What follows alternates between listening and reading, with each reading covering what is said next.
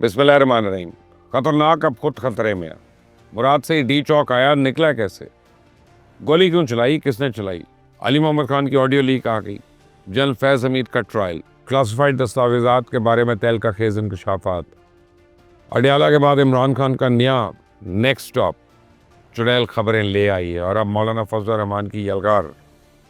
हर गुजरते दिन के साथ पीटीआई का झूठ बेनकाब हो रहा है, बेबुनियाद दावों की कुलई खुल रही है, साजिशें तेजी से दम तोड़ रही हैं। हद तो यह है कि पीटीआई अपने ही गलीज प्रोपेगेंडा का खुद जवाब देने पर मजबूर हो चुकी है।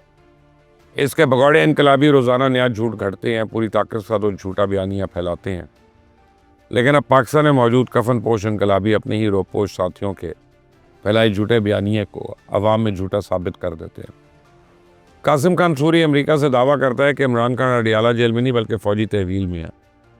वो कहता है इमरान खान का ज़हनी तवाज़ुन बिगाड़ने के लिए उसे कोई दवा दी गई है। कासिम खान सूरी के इस घिनौने दावे का पोल खुद उसकी जमात के रहनुमा बैरिस्टर सैफ ने खोला। वज़ीर आला खैबर पख्तूनख्वा का तर्जुमान खुद तस्दीक कर रहा है कि इमरान खान अडियाला जेल में ही है। वो खैरियत से, उसका ज़हनी तवाज़ुन भी दुरुस्त है और उसकी जान को कोई ख़तरा नहीं है। तो परसों पिंकी पीरनी ने अपने तमाम MNAs और MPs को लाशें ढूंढने का टास्क सौंप दिया। वो सारे इनकलाबी जो डी चौक से दुम दबा कर भागे थे, उनमें से कोई शख्स एक भी लाश ढूंढ कर नहीं ला सका। लेकिन पीटीआई का अपना ही गद्दार एक लाश ढूंढने में कामयाब हो गया। शाह महमूद कुरैशी का बेटा ज़ैन कुरैशी, जिसे खुद पीटीआई ने खुद गद्दार डिक्लेयर कर रखा है, उसने अपनी वीडियो जारी की। उस वीडियो में ज़ैन कुरैशी को एक जाँ बहक वर्कर के अहले खाना से ताज़ियत करते और इसी कब्र पर फातिहा खानी करते देखा जा सकता है।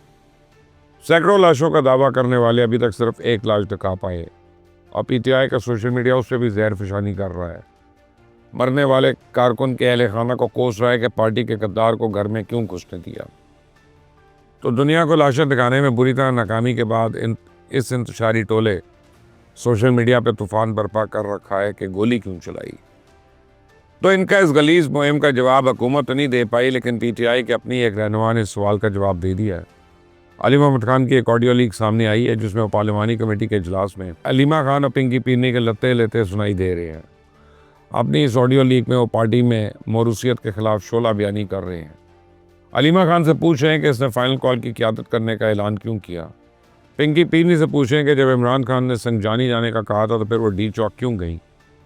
तो मुझे कभी ख्वाजा आसिफ की बातों से इत्तफाक तो नहीं रहा, लेकिन अली मोहम्मद खान के बारे में जो बात इसने कही थी वो बिल्कुल दुरुस्त लगती है।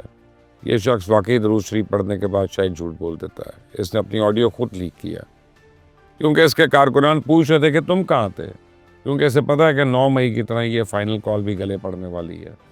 ये अपनी ऑडियो खुद लीक करके शायद ये साबित कर रहे हैं कि वो और इमरान खान तो बेगुनाह है। इमरान खान ने तो संजानी जाने का कहा था, मैं भी इस्लामाबाद जाने के हक़ में नहीं था, गंडापुर भी नहीं चाहते थे, लिहाजा 26 नवंबर के तमाम मुकदमात हमारी बजाय पिंकी पीरनी पे बनाए जाएँ।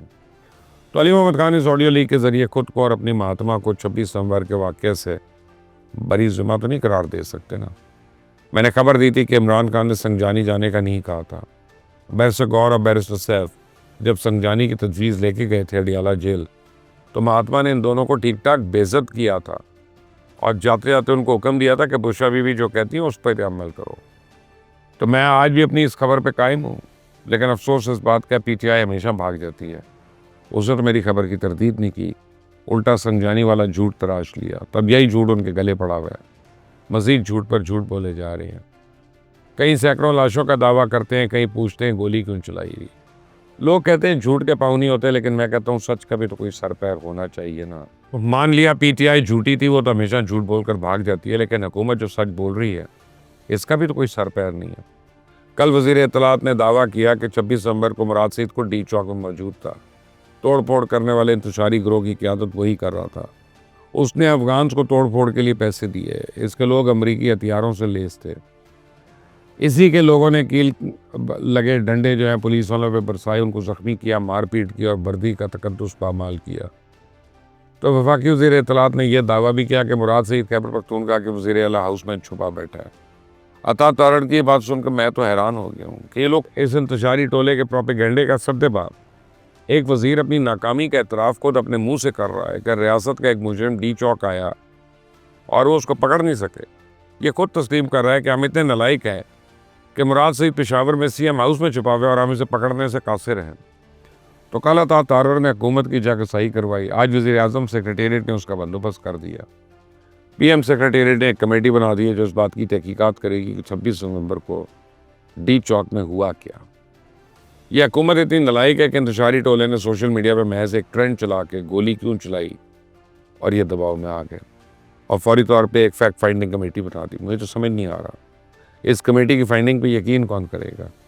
کیا یہ کمیٹی لطیف کھوسا کو بلا کر اسے ثبوت مانگی کہاں ہیں 278 لاشیں؟ کیا یہ گنڈا پور سے پوچھے کہ کہاں ان سینکڑوں لاشوں کو سپرد خاک کیا گیا؟ کیا یہ سلمان اکرم راجہ سے 20 ہلاکتوں کے شواہد حاصل کر پائے گی؟ کیا شیر افضل مروت سے پوچھے گی وہ 26 لاشیں کن کی تھی جن کا آپ دعویٰ کر رہے ہیں؟ تو کیا یہ ان تمام صحافیوں کو بلائے گی جو اسے ڈی چوک میں موجود تھے؟ کیا یہ ان تمام صحافیوں سے گولی چلنے کی فوٹیج مانگے گی؟ ان سے کوئی ثبوت پیش کرنے کا کہے گی؟ اگر تو یہ کمیٹی یہ سب فسادیوں کو بلا کے ان سے ثبوت نہیں مانگتی، ان کے تحریری بیانات حاصل نہیں کرتی، جھوٹے اور بے بنیاد دعوے کرنے والے تمام لوگوں سے پریس کانفرنس نہیں کرواتی، تو پھر اس کمیٹی کو بنانے کا کیا فائدہ؟ کوئی اس کے تحقیقات پہ اعتبار کرے گا بھلا؟ تو میری چڑیل خبر لائی ہے کہ جنرل فیض امیر سے تحقیقات کا ایک اور مرحلہ مکمل ہو گیا۔ ان پہ ایک الزام یہ بھی تھا کہ آئی ایس آئی کے ہیڈ کوارٹر سے وہ بعض کلاسیفائڈ دستاویزات اپنے ساتھ لے گئے تھے۔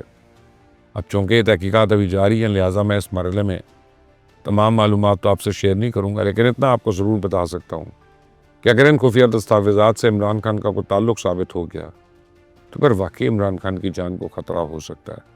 یہ خفیہ دستاویزات دراصل وہ قومی راز ہیں جو اپنوں سے بھی چھپائی جاتے ہیں۔ ایسی معلومات پر مبنی دستاویزات کو غائب کرنا، اسے اپنے گھر لے جانا یا اسے کسی دوسرے کے حوالے کر دینا ناقابل معافی جرم ہے اور اس کی سزا موت ہے۔ تو مجھے یقین ہے کہ جنرل فیض امیر نے ایسا کوئی بھی کام کرنے سے پہلے 100 بار تو سوچا ہوگا، اپنے بچ نکلنے کا کوئی نہ کوئی تو راستہ رکھ رکھا ہوگا۔ اگر کل کلا یہ بات ثابت ہو جاتی ہے کہ ان خفیہ دستاویزات کا عمران خان سے کوئی تعلق نہیں تھا یا تھا، تو یہ دستاویزات عمران خان کے کہنے یا اسے فائدہ پہنچانے کے لیے ادھر ادھر کی گئیں، تو پھر اس مہاتما کا بھی فوجی ٹرائل ہی ہوگا۔ ابھی تک تو عمران خان اڈیالہ جیل میں ہے، لیکن آنے والے دنوں میں اسے اڈیالہ سے کہیں اور منتقل کیا جا سکتا ہے۔ تو میری چڑیل نے مجھے تسلی دی کہ عمران خان کو فوری طور پہ کہیں شفٹ کیا گیا تو اس کا اگلا ٹھکانہ کوئی فوجی بیرک نہیں ہوگی، بلکہ کوئی ایسی جگہ ہوگی جہاں وہ نظر تو آئے گا لیکن نظروں سے اوجھل بھی رہے گا، دکھائی تو دے گا، سنائی اس کو نہیں دے گا۔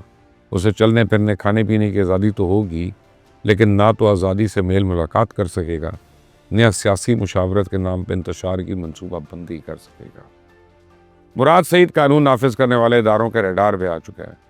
جس روز اس نے افغان سرحد پار کر کے پاکستانی سرزمین پہ قدم رکھا اسی روز پکڑا جائے گا۔ ریاست 26 نومبر کے واقعات کی مکمل تحقیقات منظر عام پہ آنے کا انتظار کر رہی ہے اور اس سے پہلے وہ پنکی پیرنی کو گرفتار کر کے ہیرو بننے کا موقع نہیں دینا چاہتی، بلکہ گرفتاری کی تلوار اس کے سر پہ لٹکائی رکھنا چاہتی ہے۔ پی ٹی آئی کا بیانیہ جو دم توڑ رہا ہے تو ملک کے معاشی حالات بہتری کی جانب بڑھ رہے ہیں۔ آگے اس کے ثمرات فوری طور پہ تو عوام تک نہیں پہنچ پائے، لیکن یہ ایک امید ضرور پیدا ہوئی ہے کہ اگلے چند مہینے میں مہنگائی کم ہو جائے گی۔ اسٹاک مارکیٹ ہر روز نئے ریکارڈ قائم کر رہی ہے، یہ اس بات کا ثبوت ہے کہ سرمایہ کار اب حکومت پہ اعتماد کر رہے ہیں، لیکن مولانا فضل الرحمان حکومت پہ اعتبار کرنے کو تیار نہیں ہے۔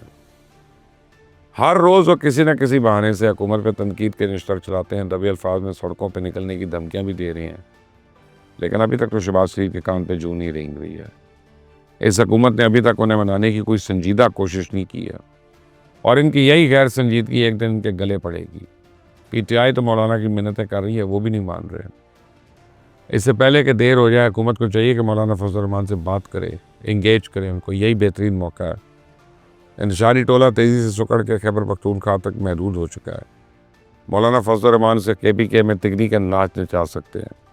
آخر کب تک یہ حکومت گنڈا پور کی بار بار اسلام آبادی الگار برداشت کرتی رہے گی؟ اسے کچھ تو ٹف ٹائم تھے نا۔ سوچنے کی بات ہے۔ مجھے اپنی رائے دیجیے گا، اس چینل کو سبسکرائب کریے گا۔ انٹل نیکسٹ ٹائم، اللہ حافظ۔